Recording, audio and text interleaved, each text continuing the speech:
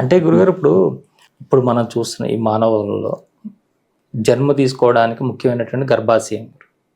ఎందుకంటే దానిలోనే పెరుగుతుంది జీవి వెళ్ళిన తర్వాత మానవుడు. ఎందుకంటే ఈ గర్భాశయం అనే దానిపైన అంటే మీరు ప్రతిదానికి చెప్పుకుంటూ వస్తున్నారు కాబట్టి అడుగుతున్నా, దీనిపైన మీ ఆధ్యాత్మిక విశ్లేషణ ఏంటి గురుగారు? గర్భాశయం అనే దాని మీద. గర్భాశయం అనేది ఒక తిత్తి లాంటి ఒక చిన్న సంచి. అంటే శిశువు పెరిగిన దశలకు అనుగుణంగా ఆ గర్భాశయం పెరుగుతుంది. మరి ఆ గర్భాశయంలో ఏముంది అంటే, శిశువు ముందు శరీరంలో ప్రవేశించడానికి ఒక స్పెర్మ్ ఓము కలిస్తే చాలు. స్పెర్మ్ ఎంత సూక్ష్మమైందో మీకు తెలుసు. ఒక్క డ్రాప్ ఆఫ్ స్పెర్మ్లో మిలియన్స్ ఆఫ్ స్పెర్మ్స్ ఉంటాయి. ఒక్క డ్రాప్ ఆఫ్ సెమెన్లో మిలియన్స్. అంటే ఒక్క ఎగ్లోకి అది ప్రవేశించినప్పుడు ఫస్ట్ ఒక ఏకకణ జీవి, ఒక జైగోట్ ఫామ్ అవుతుంది. ఆ జైగోట్ ఫామ్ వరకే అది టెస్ట్ బేబీలో కూడా చేయొచ్చు. కానీ దాని నిర్మాణం చేయటానికి అవసరమైంది ఏదన్నా అంటే అది గర్భసంచి. ఎందువలన గర్భసంచి అంట, ఎప్పుడైతే ఈ జైగోట్ ఫామ్ అయిందో, ఏకకణ జీవి ఫామ్ అయిందో, దాంట్లో సూక్ష్మమైనటువంటి ఆత్మ ఉంటుంది.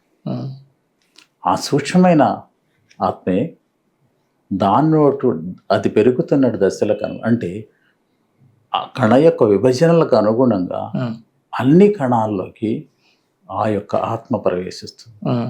ప్రవేశించి సూక్ష్మమైన ఆత్మే 9 నెలలు నిండేసరికి ఒక శనగ గింజంత ఆత్మగా తయారయ్యి అది నిక్షిప్తం అవుతుంది.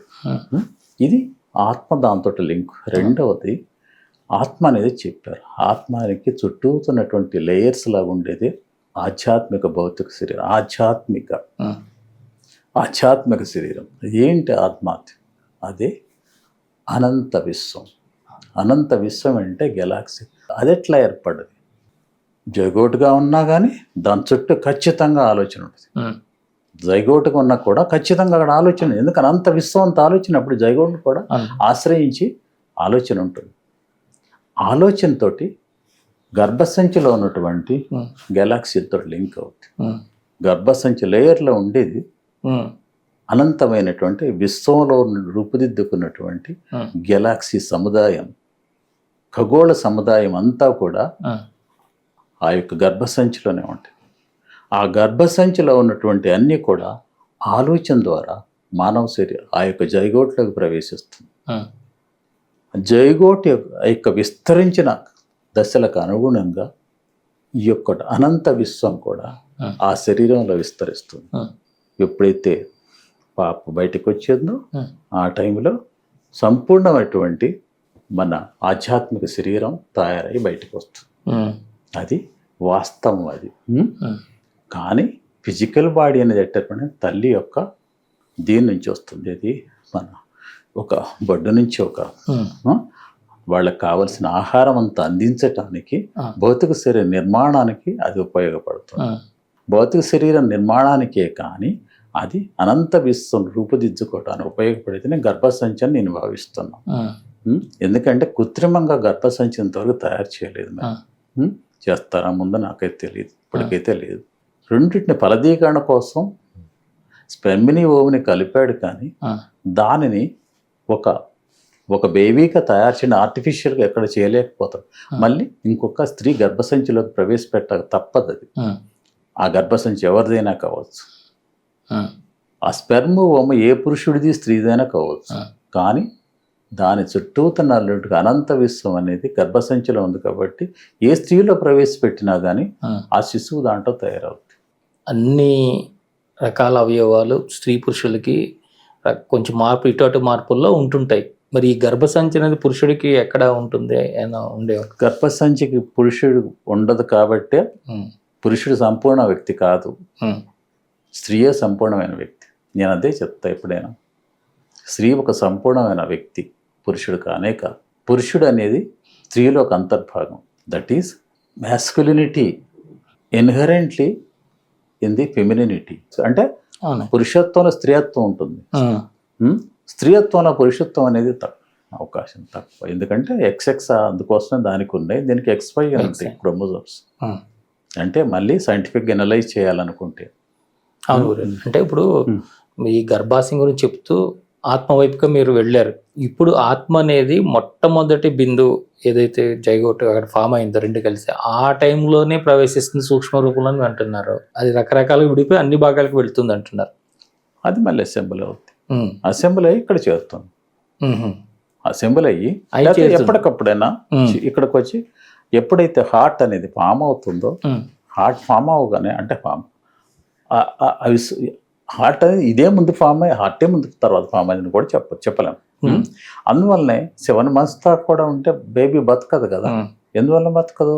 అది సంపూర్ణంగా ఆత్మ తయారు కాదు, సంపూర్ణంగా విశ్వం కూడా మనిషిలో ఫ్యాబ్రికేట్ కారు. ఈ ఆత్మ దాని స్వరూపాన్ని ఏ విధంగా వర్ణించాలి గురుగారు? ఆత్మకి స్వరూపమే లేదు కదా. ఆత్మ అనేది ఏంటి? దాని ఉనికి అర్థం అవుతుంది. ఇప్పుడు ఉంది, నా నాలిక ఉంది, టచింగ్ ఆత్మ. నా మూడో కన్ను ఉంది, ఐఎమ్ ఏబుల్ టు సీ ఆత్మ. అంటే మూడో కన్నుతో చూస్తాను, దాని భౌతిక స్పర్శ నాలికతోటి చేస్తాను. అంటే రెండిట్ల ఉనికి నేను గ్రహించాను దాని. కానీ అది ఎట్లా ఉంటుందంటే చిన్న స్పాంజ్ లాగా ఉంటుంది. స్పాంజ్ లాగా ఉంటుంది. ఒక స్పాంజ్ అంటే ఏంటి? ఒక ఎలాస్టిక్ బాడీ లాగా అనిపిస్తుంది. పీచ్ అనే పండులో కూడా ఉన్న ఎట్లా ఉంటుంది?